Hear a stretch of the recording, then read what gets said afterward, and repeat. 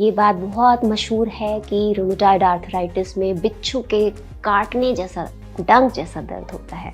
जोड़ों से कट-कट की आवाज़ आना, वहाँ दर्द होना, ये सब इन चीज़ के लक्षण है कि जो घुटनों की ग्रीस है यानी हमारा साइनोवियल फ्लूइड ये ख़त्म हो रहा है। जितने भी आरए के पेशेंट्स हैं, अब उनका डाइजेस्टिव फायर बहुत ही कमज़ोर होता है, तो बहुत इम्पॉर्टेंट है कि वो अब ऐसी हर्ब्स लें या इस तरह का भोजन करें जो कि उनके अंदर उनके आमा को ना बढ़ाए यानी टॉक्सिन्स को ना बढ़ाए।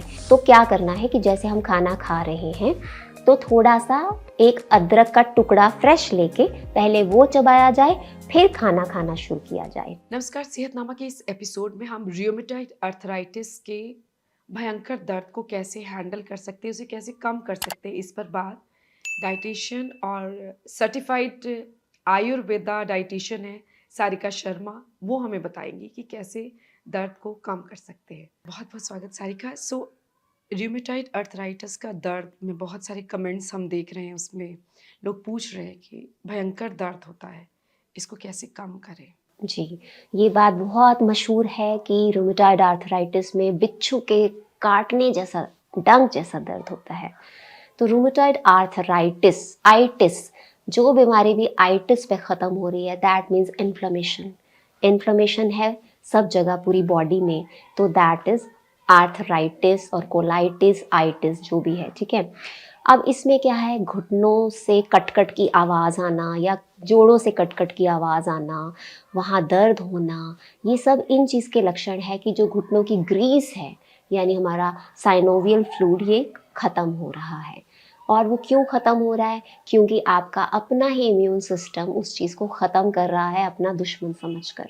तो अब हमने इस चीज़ से कैसे बचना है? अब आप पेन किलर्स खा रहे हैं, उससे आपका ये फ्लूइड नहीं बढ़ने वाला। तो आपको करना क्या है? आपको सबसे पहले नेचुरल एक तरीके से इस चीज़ को कोप अप करना पड़ेगा। एक तो अपने विटामिन डी और कैल्शियम लेवल्स को इंश्योर कीजिए। उसके लिए आपको डेयरी लेने की ज़रूरत नहीं है, उसके लिए आपको सप्लीमेंट्स की भी ज़रूरत नहीं है। आपका कैल्शियम और विटामिन डी डाइट से बहुत आराम से बढ़ जाता है। अब जिन लोगों को बहुत ज़्यादा दर्द की शिकायत है, तो वो क्या करें, सबसे पहले हर रोज़ एक हीट थेरेपी करें।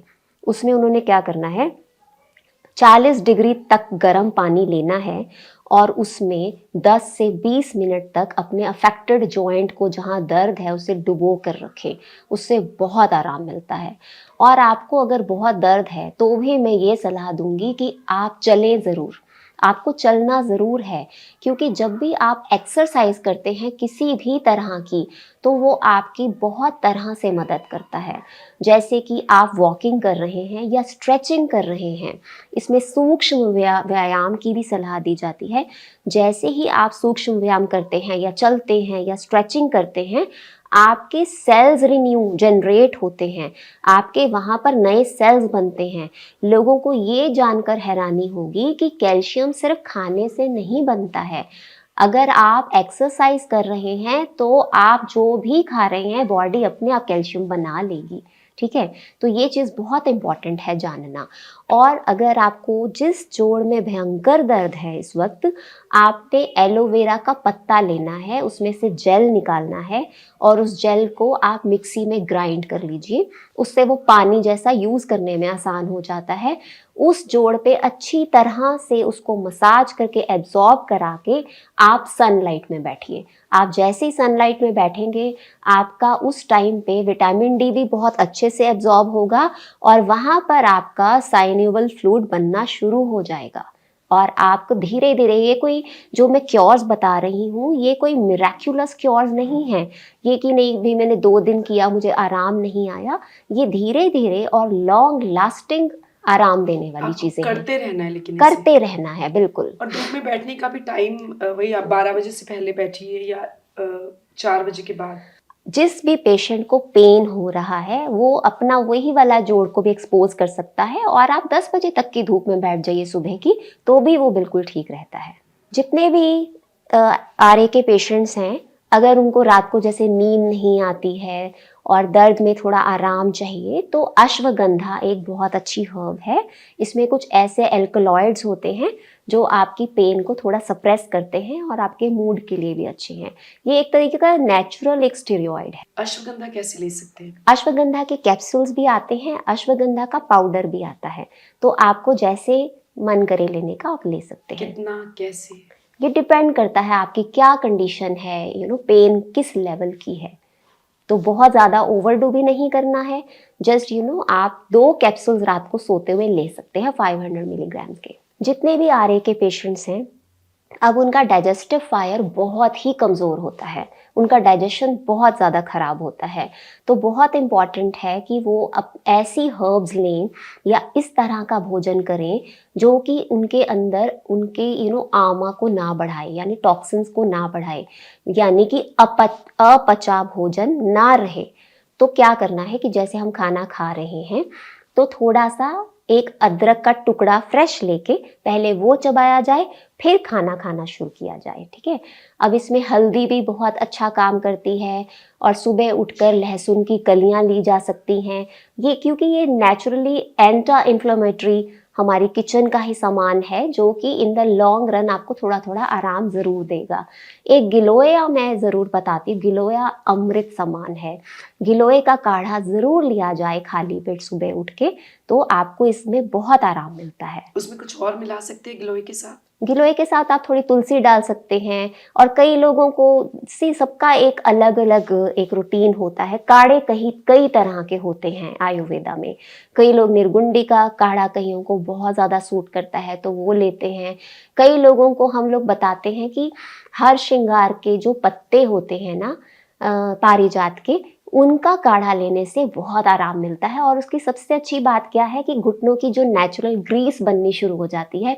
इतना मिराक्यूलस है ये प्लांट। अगर आपको एक्यूट पेन है, अभी बहुत असहनीय पीड़ा है, तो आप ड्राई मसाज कर सकते हैं। ड्राई सेका जिसको कहते हैं ना, स्वेदन चिकित्सा आयुर्वेदा में कहेंगे।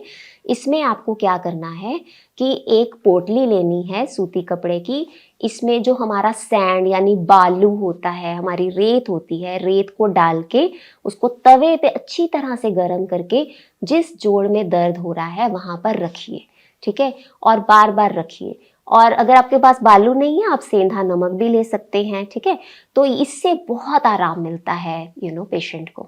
सहजन के पत्ते कहते हैं बड़े फायदेमंद होते हैं, कैल्शियम भी होता है। मोरिंगा के पत्ते तो बहुत अच्छे हैं। मोरिंगा का सबके पास पौधा नहीं होता है, तो हम लोग बताते हैं कि आप ऑर्गेनिक मोरिंगा का कहीं से पाउडर लीजिए और वो भी खाली पेट आपको दिया जा सकता है। और वो हम लोग क्या करते हैं कि उसको नींबू पानी शहद के साथ पिला देते हैं। बाकी डिपेंड करता है पेशेंट टू पेशेंट, कईयों को नहीं भी सूट करता है। और आप सहजन की फली का सूप भी पी सकते हैं। तो कैल्शियम और विटामिन डी की तो कोई प्रॉब्लम ही नहीं है। मतलब आपको ज़रूरी नहीं है, ये डेयरी प्रोडक्ट से थोड़े टाइम के लिए आपको दूर रहना है। ज़रूर बता दीजिए कि इसके सब्स्टिट्यूट जैसे हरी पत्तेदार सब्जियां और क्या? देखिए, आप क्या कर सकते हैं, जैसे सपोज कीजिए आपको लगता है कि मुझे विटामिन डी की बहुत कमी है, तो सप्लीमेंट्स लेने की कोई ज़रूरत नहीं है। आप मशरूम्स लाइए मार्केट से। तो मशरूम्स में एक ऐसा कंपाउंड होता है कि अगर आप उसे धूप में रख देते हैं तो वो विटामिन डी ट्रैप कर लेता है। तो आप मशरूम को पहले अच्छे से धोएं और उसको 2 दिन तक धूप में रखें और उसके बाद उसको यूज़ करें, तो उसमें विटामिन डी ट्रैप हो चुका होता है।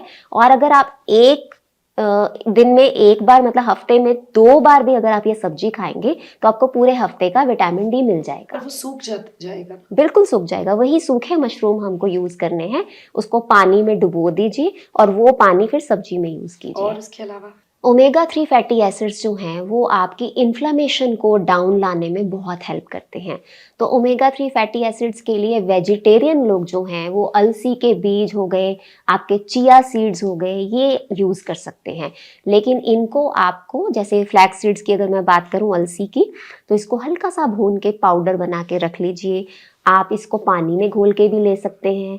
आप इसको अपने सैलड्स पे भी स्प्रिंकल कर सकते हैं। और चिया सीड्स को भी आप जैसे नारियल के दूध में सोक करके रख लीजिए। इवन मैंने बहुत सारे लोगों को पुडिंग भी बनानी सिखाई हुई है, अलग अलग तरीका से। चिया सीड पुडिंग एक बहुत अच्छा मील बन जाता है वो। और उसमें दूध का इस्तेमाल नहीं दूध होगा। नहीं, दूध हमें 3 महीने तक तो नहीं लेना है, क्योंकि 3 महीने लगते हैं आपके डाइजेस्टिव सिस्टम में सारा आमा पचन होने के लिए।